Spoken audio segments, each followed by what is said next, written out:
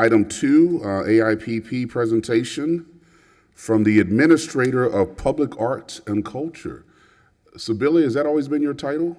No, that's a new title. Wow, okay, all right. Hooray. Let me get myself settled here. Public Arts and Culture.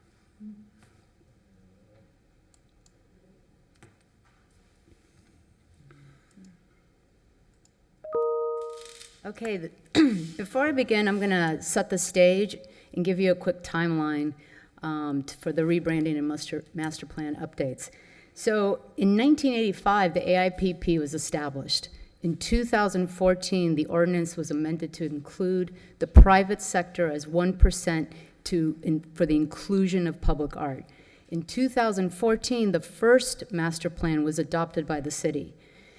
In 2019, at the end of and in beginning of 2020, AIPP committee, along with staff, we started to look back at the adopted master plan. It served a functional purpose, and it was only meant for 5 years. So we looked back at the 5 years, and we looked at both our successes and our challenges, our opportunities that lay in front of us, and anything that we missed. And so what we found in the last 5 years is that we have been able to bring in international, national, and local commissions. This has been done both initiated by the city, but also in collaboration with internal staff, such as the Community Events Department, Parks and Recs, and Engineering, as well as with the CRA, the DDA, and the A&E District, and most recently, our first public-private partnership with the Related Company. So what this means is that the strength of this program has been its ability to introduce to residents and visitors artists with diverse backgrounds at various stages of their careers and working in a variety of media who offer us a distinctive, creative, communal experience to enhance the visual and cultural environment of West Palm Beach. And so when the committee and staff got together, we started asking ourselves, what is the key question here? And so moving forward, we must always ask, what role can art continue to play in enriching our public life? And so I'm very proud to welcome you to ArtLife WPB. This is our new brand, a new logo, are very distinct. It's very West Palm Beach, and it distinguishes us from other municipalities and other programs that have an art program. And so now public art, ArtLife WPB, it says that public art is for everyone. The AIPP is now rebranded as ArtLife WPB, and such is the framework to produce future art projects throughout the city's distinctive neighborhoods. The name is inspired by our collective belief that in West Palm Beach we live, work, and play in spaces in which art is a daily experience and a common source of inspiration. We take pride in how our surroundings reflect the spirit of living in West Palm Beach, a spirit we share with our families, friends, neighbors, co-workers, and visitors. So our life is ArtLife WPB, our mission to shape the character of our city through the power of public art. Our vision that we are all part of the creative force shaping our vibrant city and way of life. Our tagline, public art for an inspired city. What we value, communal expression. Public art is a platform to explore ideas in diversity and experience creativity. The unity and diversity that art does connect us, and it celebrates our neighborhoods as unique enclaves of character, culture, and heritage. We are inspired engagement. We believe in the power of public art to spark social involvement and foster a positive future. Freedom of exploration. ArtLife WPB promotes art that is unlimited in ideas, creative risk and innovation, and delights in discovery. In advancing our artists, we champion artists who reflect the nature and pride of our city, exhibit growth and rigor in their craft, and with each opportunity uncover new abilities to advance their art. The strategic goals: to build capacity and understanding of art in relation to quality of life, to follow best practices, to seek opportunities so that art can be integrated into the community, the fabric of community life, to advocate for creative design, both in public and private buildings and infrastructure, to build the city's reputation as an arts destination, to provide opportunities for local artists to reflect the cultural makeup of our city, and to distribute public art equitably throughout the city. We do so with a built environment, climate and energy, education, arts and community, economic development and tourism, equity and empowerment, and neighborhoods first. We will have 4 public art categories. Temporary artwork, these are short-term in nature. They're meant to be experimental. They can be very mixed media. Permanent works, these are artworks that become part of the city's public art collection. Neighborhood projects, these are often smaller scale, and they'll fit into the fabric of the neighborhood, and they'll often be substantial community involvement. And large-scale projects, these are multi-year endeavors in order to commission and produce projects on an impressive scale to draw local, national, and international interest. The overarching guidelines for the artworks will go back to the 2 things I just mentioned. In what ways is the project aligned with the ArtLife strategic plans, and in what ways does it support the city's strategic goals? And with that come ordinance updates, so that we have a master plan and ordinance that align with each other and support one another. And so the purpose and intent has changed a little to remind everyone that the city recognizes the importance of public art.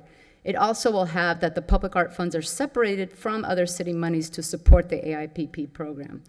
The committee, 2 things, that members should have a demonstration and knowledge of the arts in order to evaluate what they are seeing, and that each term of office shall be 4 years, and after 2 years, a past member may reapply. Private development, the threshold to be decreased to $500,000 to go back to national standards, that the nonprofits, 501c3s, anything over $1 million, they would be exempt. And there'd be 2 options: install artwork on development site at 1% of your total construction, or contribute 75% of the 1%.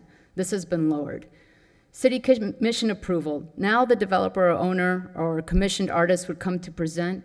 The public arts administrator would then come in and advise the city commission on the Art and Public Places Committee's recommendation. City public art. That public art includes temporary rotating installations or exhibitions, as well as performative art. Donations of artwork need to be reviewed by the Art and Public Places Committee. And if a development is unable to accommodate artwork, the developer may offer to commission and install privately funded artwork on city or city agency-owned property. And lastly, unsolicited proposals should not be accepted or considered by the Art and Public Places Committee. And so circling back, our life is ArtLife WPB. And that concludes my presentation. Quick question, are we changing the name of the committee? Yeah, we can. Instead of the Arts and Public Places Committee, the ArtLife Committee? Yes, absolutely. Okay. That's a great suggestion. Questions, commissioners? Commissioner Lambert? Thank you, Sybille, for that great presentation. This is very exciting. I think that the brand ArtLife just gives life to it instead of sounding a little bit more government, art and public places. So I'm excited for that. Thank you, me too. You talked a little bit about the budget, and I appreciate you talking about where that money came from. And I know that over the years, we have received some earned media for some of the artwork. I think even the CRA mentioned some artwork. I don't know if that was Art in Public Places, but that Instagram and local travel magazines have covered some of these. Does the ArtLife budget also include money for marketing? And there's 2 areas that I'm thinking about. One is whether it's events or some kind of encouragement piece for local artists to let them know we are art friendly here in West Palm Beach. And the other would be to educate and inspire our residents, whether that's students who are interested in art or just general people who live here, visit here, who maybe want to know the connectivity between all of the different art pieces in the city. So with the ArtLife WPB, there'll be a marketing plan put together that will launch the awareness of the program in its new iteration and rebranding. And so there'll be a constant communication of that, which includes everything that you just said. And yes, within the budget, the ArtLife budget, there is funding available for the marketing component. Do you want to Follow go up, ahead? Commissioner? Is that funding from the money that we get from developers, or is that funding Yeah, that so the it city gets provides? broken down, so there's operation, it would be under operational and not reserves, which I come to you for projects. Great. Thank you. Any other questions, Commissioner Fox? Thank you. Thank you so much. Sybille, one of the things that has stuck with me for several weeks since we spoke about the COVID-19 art program was that you were mentioning how great it was that it was because different mediums that were going to be able to be used, there was more flexibility in giving people a chance that hadn't been able to participate before. I'm wondering if some of these new categories like temporary art or neighborhood, I was wondering if they will be offering sort of similar to what you were saying about the COVID-19 art, that there was just a lot more flexibility in what people could sort of, in how they could interpret the art that you were looking for. Yes, and that's exactly why we broke it down into public art categories instead of, before it was medias, and that sort of restricted it. And in this way, there's opportunities, no matter where you are in your career as a professional artist, to engage. And so, and then part of it is also that you as a, wherever, let's say you're at the beginning stages as a professional artist, these projects will lead you up to the big one, because the one where it's multi-year endeavor, we're really looking at an experienced artist. But the other ones, those categories are there so that you can take those risks and be innovative and use different medias. And hopefully, that's the idea, open up that door to a wider population of professional artists. Any other questions, commissioners? Okay, very good presentation. I'm sorry. Mayor, if you would just allow me just a minute, I just wanted to. Absolutely, Mr. Fana. Thank you, Yes. Armando Fana, Assistant City Administrator. I just wanted to recognize Sybille because she went through that fast, and you see the ArtLife West Palm Beach. This is like an 8-month endeavor between remarketing and it looks just coming up with color schemes, and even so it'll go on our website. There's a lot of details that go into a remarketing and rebranding effort, and then also the working with law and an ordinance and doing a lot of work there. I mean, she's done a tremendous amount of work, one person. I just wanted to publicly recognize her efforts because they've been outstanding over the past 6 to 8 months and just getting this all together. It's more work than what folks realize. Very good. Thank you.